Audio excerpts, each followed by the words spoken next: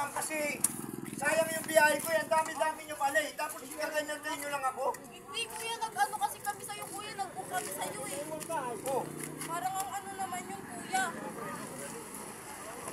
Yan si Bugito. Ang dami niyang pasahero.